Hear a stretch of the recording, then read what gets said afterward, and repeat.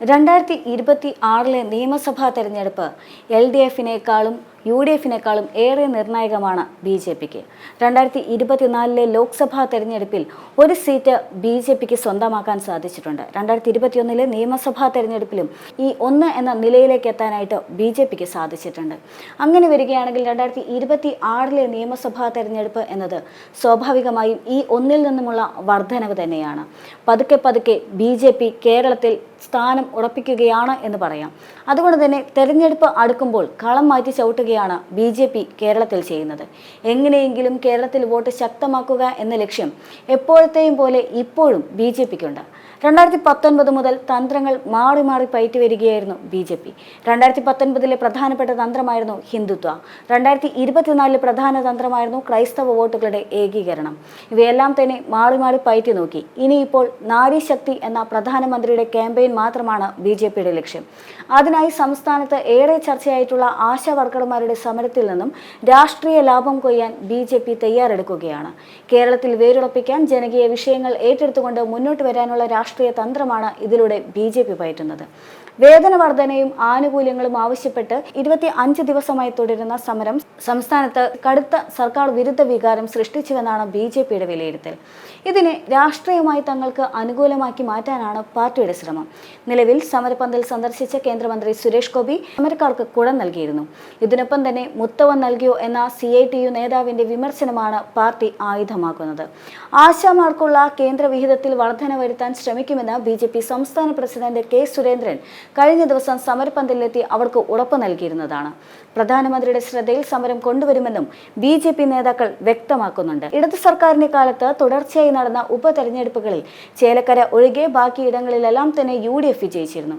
പല മണ്ഡലങ്ങളിലും BJP vote വർദ്ധിപ്പിച്ചിട്ടുമുണ്ട്. എന്നാൽ ഒന്നിലധികം നിയമസഭാ സീറ്റുകൾ നേടാനായുള്ള BJPയുടെ മോഹം ഇതുവരെ പൂവണിഞ്ഞിട്ടുമില്ല. ഇത്തവണ ആലപ്പുഴ, തിരുവനന്തപുരം, തൃശൂർ, കാസർഗോഡ് ജില്ലകളിൽ നിയമസഭാ സീറ്റുകൾ പിടിക്കണമെന്നതാണ് പാർട്ടിയുടെ തീരുമാനം. ഇതിനായി ജനകീയ വിഷയങ്ങളിൽ ശ്രദ്ധ കേന്ദ്രീകരിച്ചുകൊണ്ട് മുന്നോട്ടു പോകുകയാണ് പാർട്ടിയുടെ അജണ്ട. സംസ്ഥാനത്ത് നിലവിലുള്ള ഭരണവിരുദ്ധ വികാരം വോട്ടായി മാറുമ്പോൾ BJP UDF കക്ഷികൾ ഇത് വീതിച്ചാൽ CPM നേതൃത്വം നൽകുന്ന LDFന് ഒരു തവണ കൂടി ഭരണത്തിലേറാനാവുമെന്നാണ് CPMന്റെ വിലയിരുത്തലുള്ളത്. അതുകൊണ്ട് തന്നെ BJP സംഘപരിവാർ വിഭാഗങ്ങൾക്ക് മുന്നേറ്റം ഉണ്ടാക്കുന്ന രീതിയിലുള്ള രാഷ്ട്രീയ സാഹചര്യങ്ങൾ സൃഷ്ടിച്ചെടുക്കുവാനും CPMന്റെ നീക്കമുണ്ട്. ഭരണവിരുദ്ധ വികാരത്തിന്റെ പേരിലുള്ള വോട്ടുകൾ വിഭജിച്ചു കഴിഞ്ഞാൽ അത് UDFന് തിരിച്ചടിയാവുകയും വീണ്ടും പ്രതിപക്ഷത്തിരിക്കേണ്ട സ്ഥിതി സംജാതമാവുകയും ചെയ്യും. എന്നാൽ ആശമാരുടെ സമരത്തിന്റെ പശ്ചാത്തലത്തിൽ അവർക്ക് വേണ്ട വാഗ്ദാനങ്ങൾ നൽകി കൂടെ നിർത്താനായി UDFും കോൺഗ്രസും ശ്രമിക്കുന്നുമുണ്ട്. അതിന്റെ ഭാഗമായി നിയമസഭയിൽ വിഷയം ഉന്നയിച്ചുകൊണ്ട് അടിയന്തര പ്രമേയ വിഷയം അവതരിപ്പിക്കാനും UDFന് കഴിഞ്ഞിട്ടുണ്ട്. എന്നാൽ മഹിളാ മോർച്ചയടക്കം രംഗത്തിറക്കിക്കൊണ്ട് സമരത്തിൽ തങ്ങളുടെ പ്രാതിനിധ്യം ഉറപ്പിച്ച് രാഷ്ട്രീയമായ ലാഭം കൊയ്യാൻ ലക്ഷ്യമിട്ടുകൊണ്ടുള്ള BJP സമരത്തിന് കൂടുതൽ പിന്തുണ കൊടുക്കാനും മുതിർന്നേക്കാനുള്ള സാധ്യതയുണ്ട്. ഫലത്തിൽ ഇടതു സർക്കാരിന്റെ പിടിപ്പുകേട് BJP സംഘപരിവാർ സംഘടനകൾക്ക് സംസ്ഥാനത്ത് വളരാനുള്ള മണ്ണൊരുക്കലായി തന്നെ മാറുകയുമാണ്. എന്നാൽ ഇടതുപക്ഷത്തിന്റെ ഈ അജണ്ട ഒരുപക്ഷെ തിരിച്ചടിക്കുമോ എന്ന ഭയം ചിലർക്കെങ്കിലും ഉണ്ട് എന്ന് പറയാം. കാരണം ഇടതുപക്ഷം BJPയെ ഉന്നം വെച്ചുകൊണ്ട് ഇത്തരത്തിലുള്ള കരുനീക്കങ്ങൾ നടത്തുമ്പോൾ അത് സ്വാഭാവികമായും BJPയുടെ വോട്ട് ബാങ്കിന് നേരിയ തോതിലെങ്കിലും വർധനവുണ്ടാക്കും.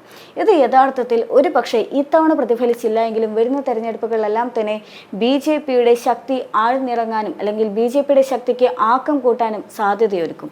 ഇതൊരു പക്ഷേ കേരള രാഷ്ട്രീയത്തിൽ അല്ലെങ്കിൽ കേരള രാഷ്ട്രീയത്തിന്റെ കാറ്റെല്ലാം തന്നെ മാറിക്കൊണ്ടിരിക്കുന്ന സാഹചര്യത്തിൽ മൂന്നാമത് ഒരു മുന്നണി കൂടി കേരളത്തിൽ ശക്തമാകുന്നു എന്ന തലക്കെട്ടിലേക്ക് പോലും നയിക്കുന്നതുമാണ്.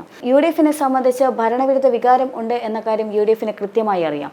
അതുകൊണ്ട് തന്നെ ഒരു ഈസി വാക്ക് ഓവർ തന്നെയായിരിക്കും 2026 നിയമസഭാ തെരഞ്ഞെടുപ്പ് എന്ന അമിത ആത്മവിശ്വാസവും UDFനുണ്ട്. അതുകൊണ്ട് തന്നെയാണ് തിരക്കേറിയ മുഖ്യമന്ത്രി ചർച്ചകളെല്ലാം തന്നെ UDFിൽ ചൂടുപിടിച്ചതും. പക്ഷേ അതേസമയം ഇടതുപക്ഷം സ്ട്രാറ്റജി മാറ്റുമ്പോൾ BJP ഒരു പക്ഷേ ഇത്തരത്തിലുള്ള ചടുല നീക്കങ്ങൾ നടത്തുമ്പോൾ ഇവയെല്ലാം തന്നെ തൽക്കാലത്തേക്ക് ഇടതുപക്ഷത്തിന് ഗുണം ചെയ്തു കഴിഞ്ഞാലും UDFനെ സംബന്ധിച്ച് അത് ദോഷം തന്നെയായിരിക്കും. ഇടതുപക്ഷത്തിനെ സംബന്ധിച്ച് അത് ഭാവിയിൽ വലിയ പ്രതിസന്ധിയിലേക്ക് നയിക്കാനുള്ള സാധ്യതയും ഏറെ തന്നെയാണ്. പക്ഷേ അതേസമയം തന്നെ 2026 എന്നത് UDFന് ഏറെ പ്രധാനപ്പെട്ട ഘടകം തന്നെയാണ്. കാരണം കഴിഞ്ഞ 10 വർഷമായി പ്രതിപക്ഷത്തിരിക്കുന്ന പാർട്ടി എന്ന നിലയിൽ വീണ്ടും ഭരണ ചുമതലയിലേക്ക് എത്തുക എന്നത് UDFനെ സംബന്ധിച്ച് രാഷ്ട്രീയപരമായി ഏറെ നിർണായകം തന്നെയാണ്. അതുകൊണ്ട് തന്നെ ഇത്തരത്തിലുള്ള സമര നീക്കങ്ങളിൽ BJPക്ക് ഒരുപടി മുന്നേ എറിയുകയല്ലാതെ UDFന് മുന്നിൽ മറ്റൊരു പോംവഴിയുമില്ല.